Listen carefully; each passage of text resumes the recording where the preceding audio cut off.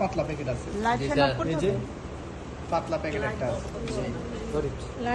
এটা খোলানোর পরে এটা কিন্তু একটা ট্রেতে রাখবেন, ট্রেটা এই পায়ের পাশে রাখবেন। এটা কোন জায়গায় রাখবেন? পায়ের পাশে। একটা খালি ট্রে নিয়ে আসেন। স্যার যদি স্যার এটা কি স্যার এটা কি? বড় ট্রে, বড় ট্রে। এটাই ক্যাথেটার, খালি ক্যাথেটার বলে। ট্রে কিন্তু ট্রে Catheter, কাজ করার সময় catheter। ট্রে একবারে সুন্দর করে পরিষ্কার করে আনবেন। ক্যাথেটার প্যাকেট খোলার পরে ক্যাথেটার এইভাবে রাখবেন, ঠিক আছে? রাখানো সাপোজ এটা রাখছি, এটা রাখছি, মানে এটা এইভাবে রাখবেন। রাখার পরে আপনার সবকিছু আপনি সুন্দরভাবে রেডি করার পরে এই যে জ্যাসোকেন জেলিটা আছে, জ্যাসোকেন জেলিটাও খুলে রাখবেন, ঠিক আছে? কি জেলি স্যার আবার বলেন? জ্যাসোকেন জেলি জ্যাসোকেন। খুলে রাখবেন। খুলে রাখার পরে আপনার সবকিছু আপনি দেখতেছেন আপনার রেডি হয়েছে। এবার কি করবেন আপনি?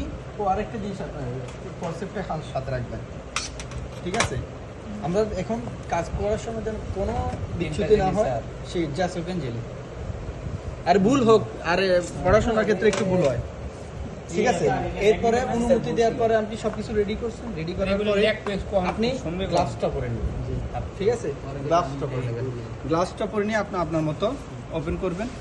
ওপেন করার পরে ওপেন করার পর দেখবেন যারা এরকম পেশেন্ট যাদের ক্যাথেটার করাইতে হয়, তাদের আশেপাশে একটু ময়লা থাকে, ঠিক আছে? ময়লার মধ্যে ঘাম থাকে বা ঘামের ময়লাগুলো থাকে, ওইগুলো তেমন একটু ওয়েট টিস্যু দিয়ে পরিষ্কার করে দিতে, যদি প্রয়োজন মানে প্রয়োজন না মানে প্রয়োজন হয়, সময় থাকে আর কি, পরিষ্কার করে দিবেন। সেটা কিন্তু কাজের ক্ষেত্রে পড়ে না, সেটা হচ্ছে আপনার যখন এক্সট্রা, মানে যখন আপনি যখন কাজের ক্ষেত্রে যাবেন, এটা সৌন্দর্য আর কি।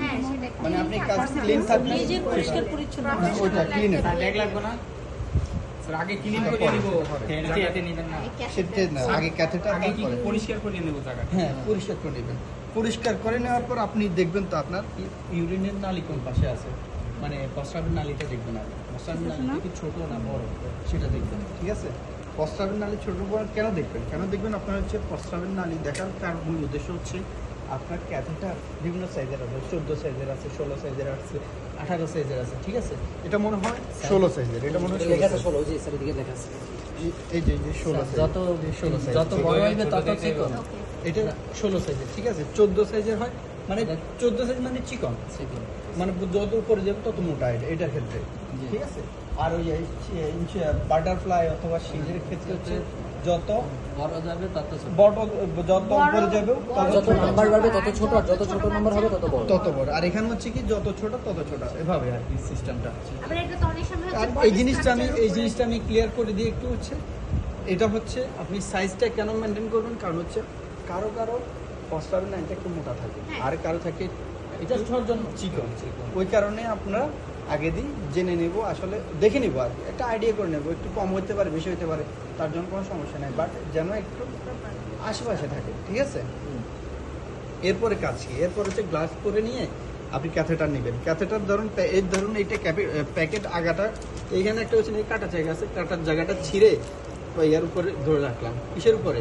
এই এতটুকু মতোই, যেমন এতটুকু মতো আপনার হাতে থাকবে এভাবে, মানে পলিথিনের বাইরে। তো পলিথিনের উপর ধরে রাখবেন। ধরে রাখার পরে আপনার এই পাশে কি নেবেন? একটু জ্যাসোকেন জেলি নেবেন হাতের উপরে, আর কিছু জ্যাসোকেন জেলি এখানে মুখ আছে, মেহেদি, আপনারা মেহেদি লাগাইছেন না? মেহেদির যে মুখটা আছে, মুখের মধ্যে একটা মুখ আছে, জ্যাসোকেন জেলি প্যাকেটের মধ্যে পাওয়া যায় নতুন প্যাকেট নিলে, ওটা লাগাই নেবেন। লাগায় এই যে প্রস্রাবের নালীটা আছে ওখানে চাপ দিয়ে যতটুকু আপনি দিতে পারেন দিবেন। এক সময় দেওয়ার পরে এটা বাইরের দিকে চলে আসবে, ঠিক আছে? ওই সময় আর দিবেন না। এরপরে আপনি এখানে কিছু নেবেন, আর এখানে যতটুকু পারেন আপনার যতটুকু খোলা আছে অতটুকু জায়গায় আপনি লাগাই নেবেন। লাগাই নেওয়ার পরে কাজ হচ্ছে আপনি এভাবে হাত দিয়ে ধরে, ঠিক আছে, আস্তে দিয়ে দিবেন, ঠিক আছে? দিয়ে এভাবে আমি যেভাবে দিতেছি এভাবে ঘুরাই, ঠিক আছে? ঘুরে দিয়ে দিবেন। দিয়ে এরপর দেখবেন এখানে কিন্তু শেষ, এখানে আর কোনো জেলি নেই, ঠিক আছে? ওইখানে জেলি কি আপনার হাত থেকে নিয়ে এইভাবে লাগাবেন, কিন্তু আপনার দোনো হাতে কিন্তু গ্লাভস আছে, ধরলে কোনো সমস্যা হবে না। এরপরে গ্লাভ দিয়ে আস্তে আস্তে এখানে কিন্তু আমি ডামিতে করাচ্ছি, ওই কারণে ইজিলি চলে যাচ্ছে। কিন্তু যখন আমরা প্র্যাকটিক্যাল করবেন আপনারা, এটা কিন্তু অনেকবার ব্যবহার হয়েছে, এই কারণে একটু নরম হয়ে গেছে, ঠিক আছে? আর একটু হার্ড থাকে যখন আমরা নতুন একটা নিই, ঠিক আছে? তখন আমরা একটু ঘুরাই এভাবে ঘুরাইলে দেখবেন পুরো ক্যাথেটারটা ঘুরবে, ঠিক আছে? ঘুরানোর পর ঘুরাই চাপ দিবেন, চাপ দিবেন। হাতে থেকে জেল নেবেন। জেল নেওয়ার পরে এক সময় দেখবেন ঢুকাইছেন, এটা অটোমেটিক বাইরে চলে আসতেছে। ওই সময় দেখবেন আপনার এখানে প্রস্রাবের নালী দিয়ে ইউরিন আসা শুরু হয়ে গেছে, একসময় দেখবেন তখন কি করবেন, এই জায়গায় এভাবে লক করে দিবেন। লক করবেন কেন? যখন প্রস্রাব বাইরে হয়ে যাচ্ছে, যখন লক না করলে কি হবে, আপনার বাইরে হয় বেডটা নষ্ট হয়ে যাবে। ও এখানে একটা কথা বলতে ভুলে এটা তো গেছি। পলিথিনের ভিতরে আছে। না না না না না, বেড শিটটা, রাবার শিটটা আমরা দিই নাই, ঠিক আছে? শুরুতে বা রাবার শিটটা দিয়ে দিতে হবে, ঠিক আছে? এই রাবার শিটটা সবসময় আমার মাথা থেকে ছুটে যাবে, রাবার শিটটা, ঠিক আছে? বিষয় বুঝলাম। এরপরে কি, এটার লক করার কারণ কি, এই যে আমরা ইউরিনের ব্যাগটা, ইউরিন ব্যাগটা দিয়ে দেবো, ঠিক আছে? লক করে দেবো। ইউরিন ব্যাগটা দিয়ে আপনি ওপেন করে দিতে পারেন, কোনো সমস্যা নেই। এরপরের কাজ কি? এরপরের কাজ হচ্ছে আপনার এই যে মাইক্রোফোন দিয়ে এটা পায়ের সাথে এইখানে পায়ের লাগায় সাথে রাখবো। পায়ের সাথে লাগাই দিবেন, ঠিক আছে? এখানে আমার একটা প্রশ্ন আছে, এখন করবো না করবো? একটু পরে বলি, আমার কাজটা শেষ করে বলি। হ্যাঁ, এরপরে কি করি, এভাবে আমি লাগাই দেব। আমরা কেউ সুন্দরের জন্য কি করি, ব্যাগটাকে ওইভাবে লক করে দিই এই জায়গায়, তাতে কোনো সমস্যা নেই। লক করে দিলে একটা সুবিধা হয় কি, যদি বস্ত্রাল ব্যাগটা এভাবে নাড়াচাড়া করে তখন সমস্যা হবে। এখান থেকে লুজ হয়ে অথবা ছুটে যেতে পারে, তখন কি হয়, পেশেন্ট পার্টি বুঝে না, তারা হাই উতাস বা চিল্লাচিল্লি শুরু করে দেয়। তখন আপনি কি করবেন, আপনি কাজ করার সময় সতর্কতার সময় ওইখানেও লাগাই দিবেন, ঠিক আছে?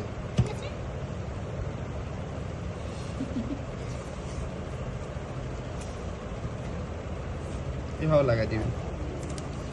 ও আরেকটা জিনিস রয়ে গেছে, আরেকটা হচ্ছে কি, এই যে দেওয়ার পরে আপনি আমি তো এটার অপেক্ষায় আছি। এই যে আমার পুরাটা যায় নাই, বুঝলেন কেমন পুরোটা জানি? পানি যাচ্ছিল না। পানি যাচ্ছে না। রাইট।